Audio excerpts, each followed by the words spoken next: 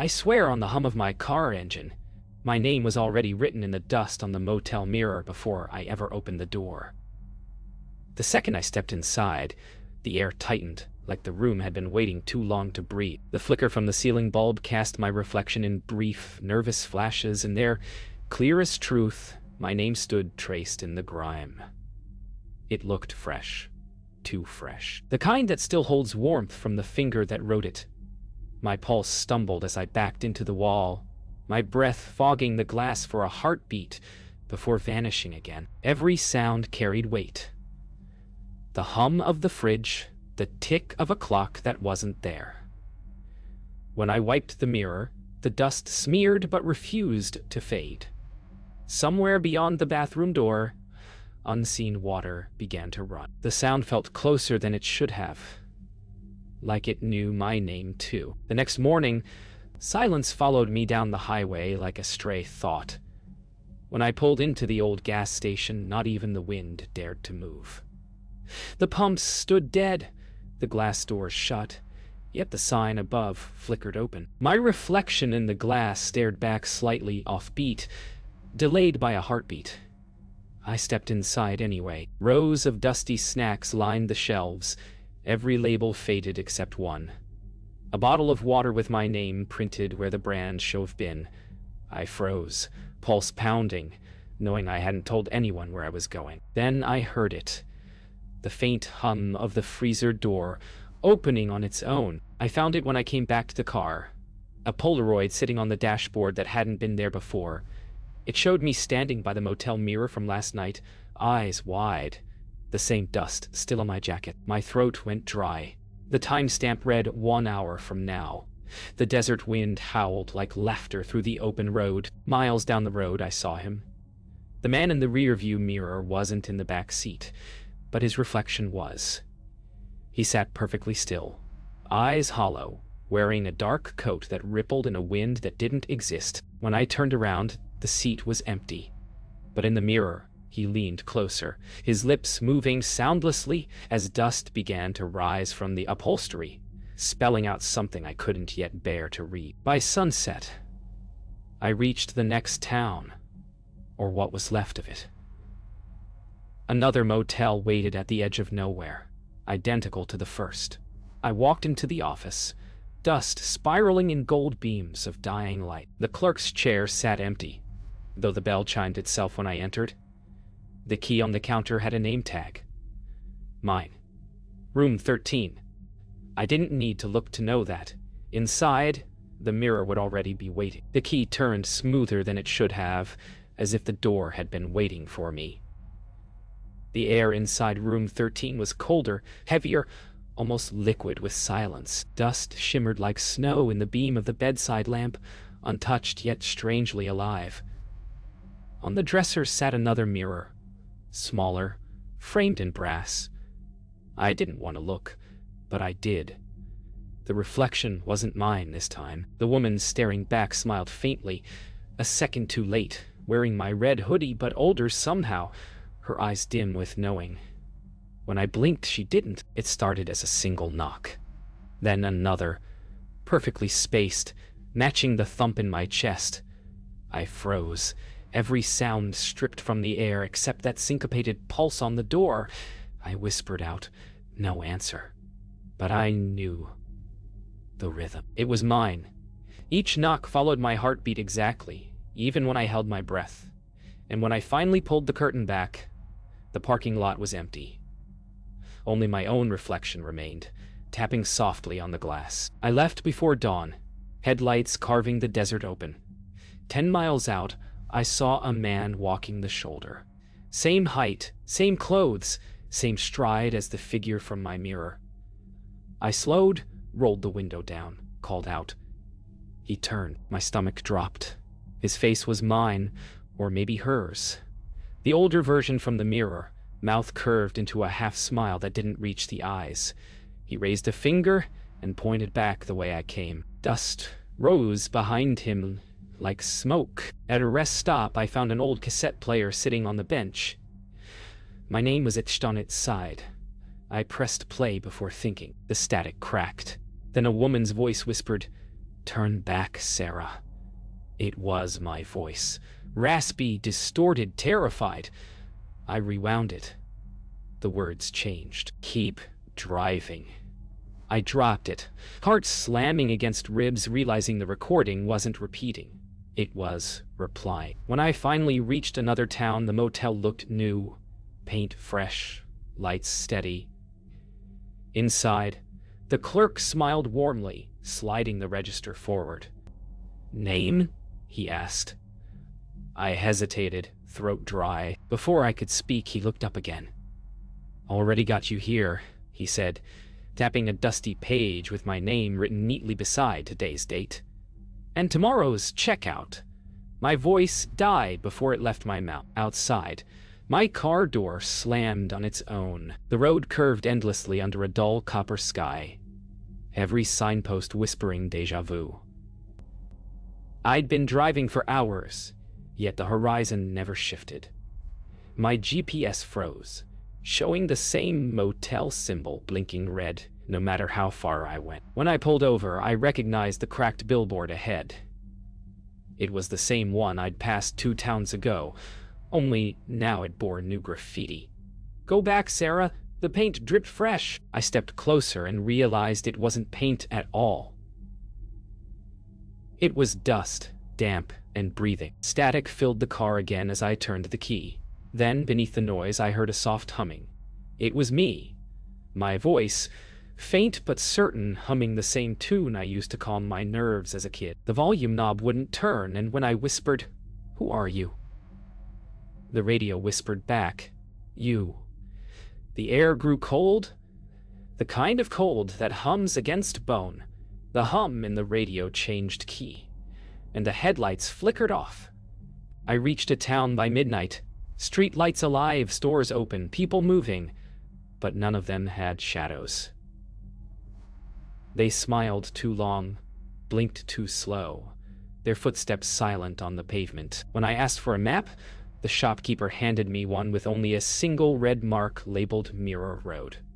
I turned to thank him, but he was gone. Only his shape remained, burned faintly into the wall, like dust caught in a gust of light. The map led me to a lone house at the end of a cracked dirt lane. Every window glowed from within, though the air was still. Inside, I found photographs covering the walls, each one of me. In every picture, I stood in a different room, a different year, but always the same expression. Eyes half open, like waking from a bad dream. On the kitchen table lay a key identical to the one from room 13. My pulse stuttered as I picked it up and saw the engraving, "Welcome back." I should have left, but one photo stopped me. A group picture from decades ago. In the corner stood the motel clerk, younger but unmistakable. Beside him, Daniel. Between them, me. Not the me I know, but another version. Eyes older, smile colder. My knees went weak as dust began to stir on the floorboards, rising into words that spelled, "You never checked out." A shadow detached itself from the wall, forming a man's outline. When it spoke, it used my voice. The moment I stepped out of that house, the wind stopped. Every sound dropped away like the world had taken a breath and refused to exhale. I turned toward my car, but there was no road, only rows of motel doors, stretching endlessly in both directions. Each door was numbered 13. One of them creaked open on its own, spilling warm light onto the dust. I didn't want to move, but my feet walked anyway. Inside, the room looked exactly like the first. Same bedspread, same mirror, same smear of my name written just above the glass. But this time, the reflection moved before I did. She looked exactly like me, but tired, colder, her eyes sharp with pity. When she spoke, her mouth didn't match the sound. "You shouldn't have come back," she said, though I never remembered leaving. The light flickered, and behind her, the room stretched, dozens of mirrors within mirrors, each holding a version of me caught mid-turn. My reflection reached toward the glass, and I felt warmth on my real hand, like something breathing through from the other side. The door slammed behind me, The TV flickered to life on its own, showing snow and shapes that shouldn't exist. Then, his reflection appeared behind me. Daniel. He stepped out of the mirror like he'd always belonged there, his eyes hollow but kind, his voice a whisper that felt close enough to touch. "You were never traveling alone," he said. I wanted to ask what he meant, but the dust around his shoes was rising, spinning faster, shaping words that looked like breath made visible. He led me through a hallway that shouldn't have existed, each door marked with a different year. We stopped at one labeled 2016. Inside, rows of dusty books filled the walls, each bearing a name and a date. I found mine easily. Sarah Monroe, checked in, never checked out. My hands trembled as I flipped the page. Beneath my entry was another line, written in newer ink. Daniel Holt, checked in after. He looked at me then, something like apology in his eyes, and said softly, "We remember each other." The walls began to hum, every mirror trembling like thin glass under a storm. Daniel shouted something, but his voice blurred beneath the roar. One by one, the reflections shattered, not outward, but inward, pulling light, sound, even the air itself inside. I reached for him, but he was already fading, his outline breaking apart into fragments of dust. The last thing I saw before darkness swallowed the room was my own reflection smiling, not in fear, but recognition. When I opened my eyes, the mirrors were gone. Only the road remained. Endless, perfect, silent. The sky above was a pale gray that never changed, and my car waited on the shoulder, dustless, keys already in the ignition. I started driving without thinking, without purpose, yet the odometer never moved. It was as if distance had forgotten how to exist. The air smelled faintly of motel soap and rain, though no clouds hung above. When I looked in the rear view, there was no reflection at all, just a blur, like memory refusing to focus. A sign appeared ahead, large, white, and empty. No words, no arrows, no name. I slowed, stepping out into the still air, dust soft beneath my boots. The closer I got, the more I realized the blank surface wasn't metal, it was glass. My reflection shimmered faintly, but it didn't move when I did. Instead, it raised its hand and wrote something in the fog of its breath. "Keep driving." The words faded instantly, leaving only the faint outline of another road curling behind the reflection's shoulder. After miles that felt like seconds, the motel appeared again. Its sign buzzed faintly, the word vacancy flickering between full and hollow. My heart sank. Room 13 waited exactly as before, the window glowing soft gold. This time, I didn't hesitate. The air inside was warm, familiar, and full of whispers. On the bed lay a single photograph, me standing outside the motel, staring up at the same window. But in the picture, the window behind me was empty. The motel phone rang once, sharp and sudden. I lifted it before it could ring again. Silence. Then, my own voice, but calmer. "You made it farther this time," it said. My throat tightened. "What happens now?" I whispered. "Now," my voice replied. "You remember." The line went dead, and the lamp flickered out, leaving the mirror to glow faintly on its own, like a doorway breathing in the dark. I walked out into the night carrying nothing but the photograph. The desert stretched in both directions, the air thick with waiting. Behind me, the motel flickered once, and vanished, leaving only the hum of unseen power lines. A faint shimmer opened on the horizon, a curtain of light rippling across the sand. I realized then, the truth wasn't in the mirrors or the rooms. It was the road itself. It didn't remember where I'd been. It remembered who I was each time I came back. And somewhere beyond the shimmer, Another version of me was already arriving. Every gust carried voices now, soft, overlapping, like pages turning underwater. I followed the whispers until the sand itself began to move, rising in thin streams that shaped faces, fleeting and familiar. They were all me. Different years, different moods, each mouthing silent warnings. The ground trembled gently beneath my feet, and the horizon swayed as if breathing. I wanted to ask what they wanted, but the wind answered first. Stay. The word dissolved into dust that glittered like falling stars, and the road ahead folded back on itself. A figure took shape beside the car, built from the same whispering dust, Daniel. His outline flickered like an image projected on fog. "You keep leaving," he said, his voice fractured through the wind. "But we never do." He reached out, his hand scattering into motes before it could touch me. "You have to finish it," he murmured. The room's still open. When the gust died, only his coat remained, half buried, pointing back toward the shimmer I'd escaped. I found the door half buried in the sand, its brass handle gleaming faintly.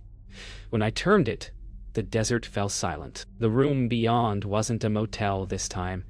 It was a reflection of every room at once. Walls shifting, beds blending, mirrors layered endlessly. I stepped inside, and each version of me turned toward the next, like dominoes collapsing inward. The final reflection, the oldest, smiled and said, "Now you know who's been checking in." The mirrors began to pulse with light, warm and endless. Every reflection stepped forward until the room overflowed with the glow of hundreds of me, each whispering the same line in unison. "You checked in to remember." The walls peeled away, revealing the desert stretching forever beneath a dawn that shouldn't exist. For the first time, I wasn't afraid. The voices quieted as the horizon opened like an eye waking to morning. When the light faded, I was standing beside my car again, the sky washed clean and silent. The motel was gone for good this time. In the rearview mirror, faint silhouettes lingered: Daniel, the clerk, and the countless selves I'd met. They smiled softly, not haunting but keeping watch. I started the engine. The dust rose gently behind me, and for the first time, the road began to change. New signs, new turns, no reflections waiting. I didn't know where it led, only that this time, I was driving away from memory instead of into it. Dawn stretched across the horizon like a wound healing in slow motion. I'd been driving so long the hum of the tires had turned into a heartbeat that wasn't mine. Every mile marker I passed carried the same number, 13. My hands were steady now. The fear had burned out, leaving something quieter behind.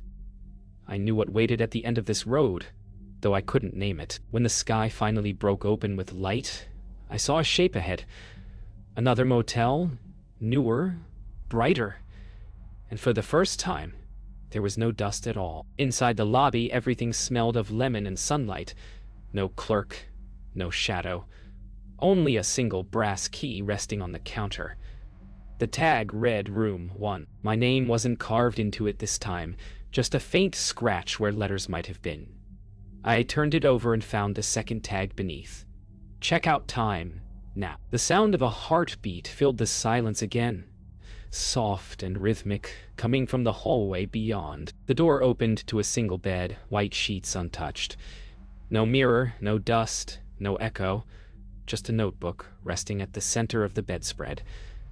I sat down, the silence humming against my skin, and opened it. Inside were words written in my own handwriting. If you remember this place, you've already left it. The letters began to fade as I read, pages turning blank one by one, until nothing was left but light, bleeding through the paper. The window pane shimmered until it turned clear as water. My reflection returned at last. No older self, no echo, just me.